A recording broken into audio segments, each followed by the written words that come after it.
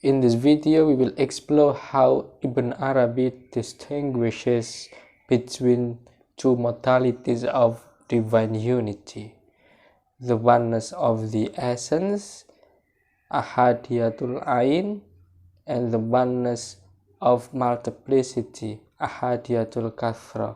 These correspond respectively to God as the utterly unknowable ahad and God as the relational wahid who discloses himself through his divine names. Please like and subscribe to this channel if you like what I do. You can also help me out monetarily through PayPal or Patreon. You can also join YouTube membership. Thank you so much for your monetary support.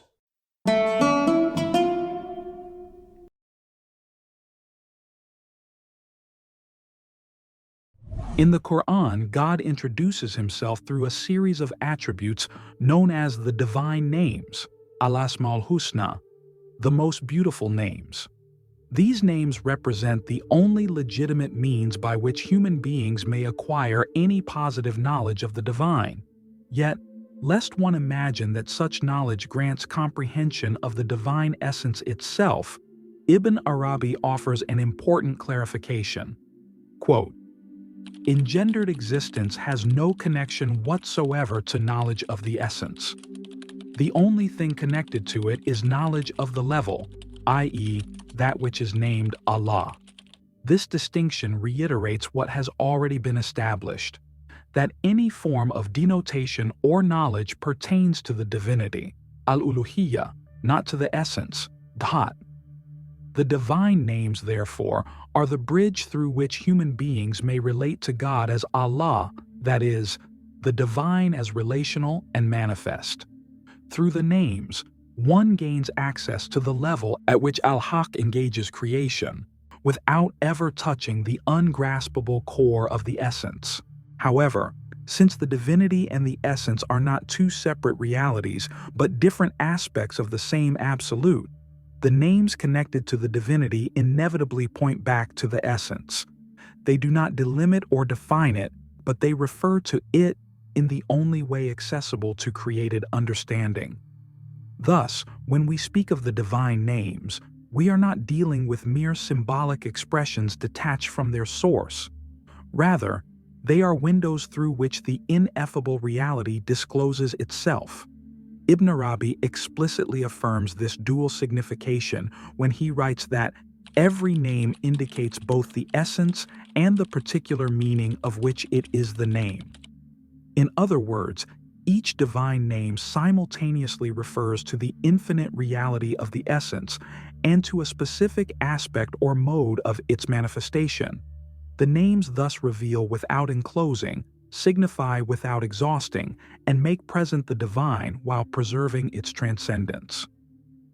Izutsu explains that each divine name both designates and refers to the essence, yet by its very nature, it also signifies a particular meaning not shared by any other name. This inevitably raises two related questions: the relationship of one divine name to another, and the relation of the name to that which it names, that is, the essence itself. For Ibn Arabi, insofar as all the names designate and refer to the same named one, the essence, they mutually imply one another. Yet, insofar as each indicates a particular attribute of God corresponding to its own designation, they differ from one another. Regarding the second issue, the extent to which the name is identical with the named, the same logic applies. Every name simultaneously refers to both the essence and the particular meaning it embodies. Thus, the name is identical with the name from the standpoint of the essence, but distinct from it from the standpoint of its specific signification. In other words, the divine names are at once identical with and distinct from the essence. This expresses the idea that the essence transcends all denotation. The divine names indeed refer to the essence, yet neither each individual name nor all the names collectively can delimit the reality that is the divine essence, which utterly surpasses all reference. The names are not other than his signs. which signify the essence and thereby provide human beings with positive knowledge of God. Since the essence itself can never be the object of direct knowledge, knowledge of God can only occur at the level of divinity. God as he manifests himself, the transcendent yet immanent reality turned toward creation. The moment God is juxtaposed with his creation, a relationship necessarily arises between them. As previously noted, it is only the divine reality that admits such relationships, whose verbal expressions are the divine names. According to Ibn Arabi, the divine names must be understood strictly as relationships, in contrast to entities and ontological qualities. This distinction constitutes a central feature of Ibn Arabi's doctrine of the divine names in relation to the question of divine oneness. Ibn Arabi writes, quote, "The names are attributed only to God, for he is the object named by them, but he does not become multiple through them. If they were ontological qualities subsisting within him, they would make him multiple hence.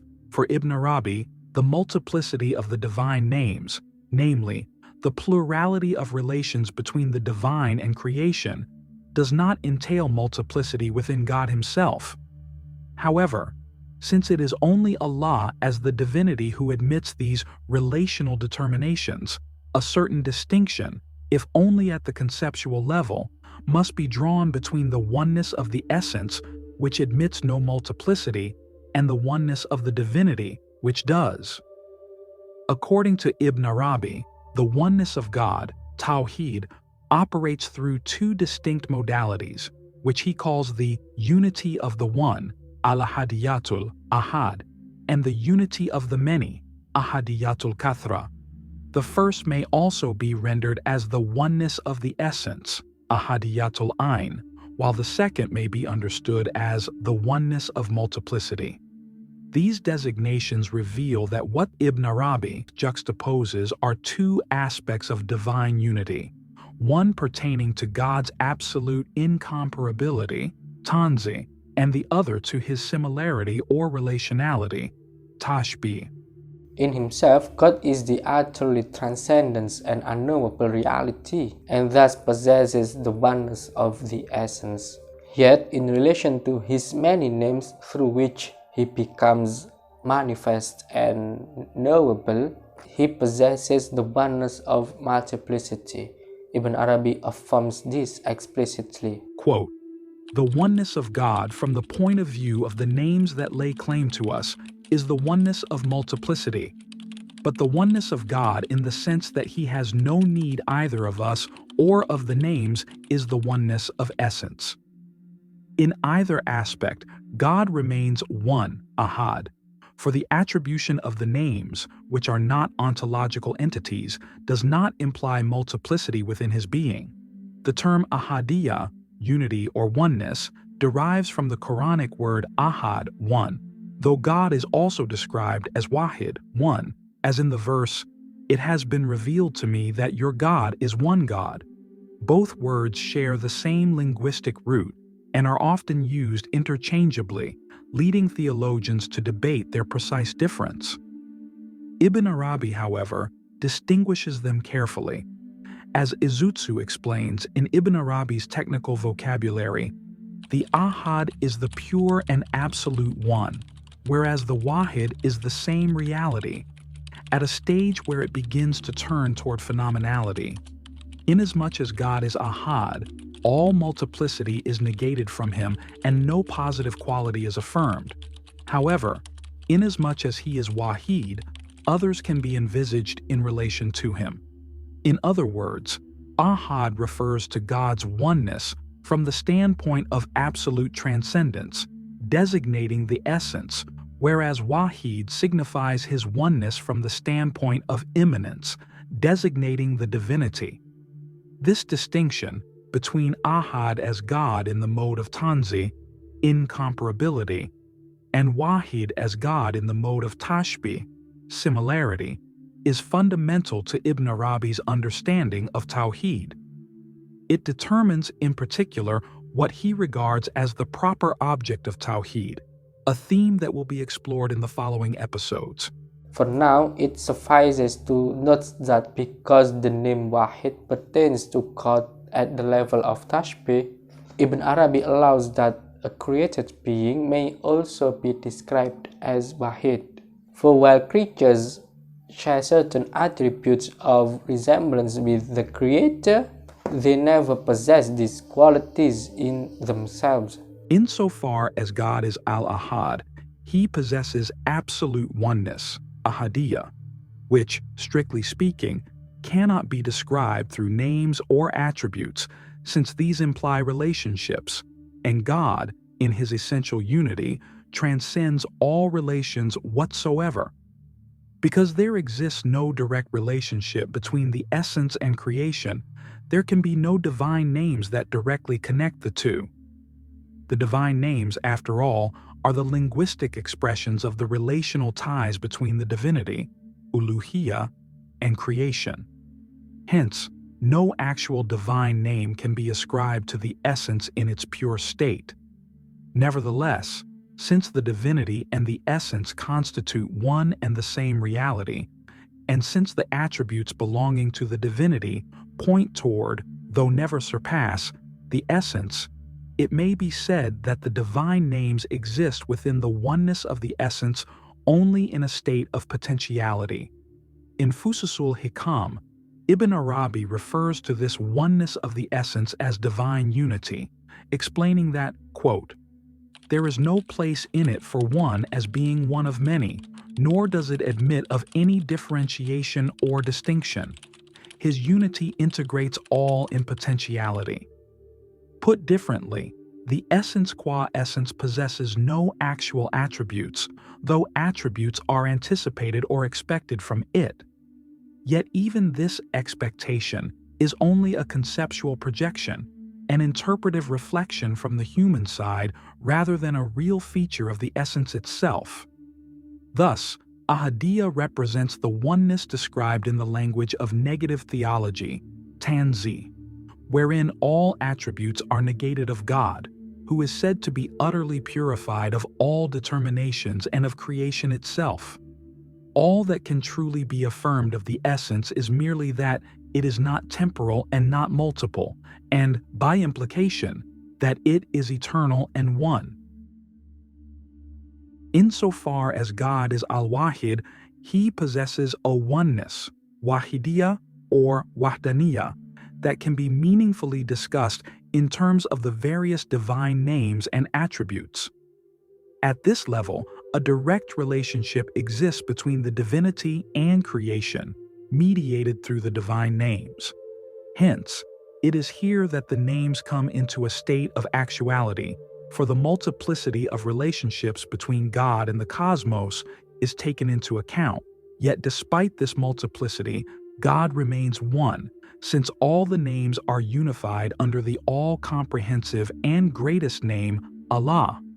This level of wahdaniyya represents the oneness of positive theology, in which the attributes of God are affirmed as he is said to be similar, tashbih, to creation. However, the divine names, while expressing likeness, are never identical with the divine essence itself. For this reason, wahdaniyya must also be understood through the lens of tanzi, that is, transcendence, implying that the divinity, which embodies the oneness of the many, constitutes a unity that simultaneously integrates both tanzi and tashbih. True knowledge of Tawheed thus demands the affirmation of both divine transcendence and immanence, recognizing unity within multiplicity and multiplicity within unity. Accordingly, Ibn Arabi at times refers to God as the one, the many, al-Wahid al-Kathir, or, conversely, the many, the one.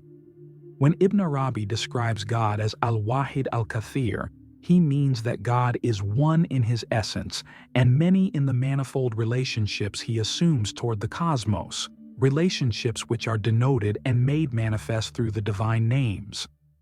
Thank you so much for watching. My special thanks go to Sean Wang, who is very generous for having become the highest patron on my Patreon page.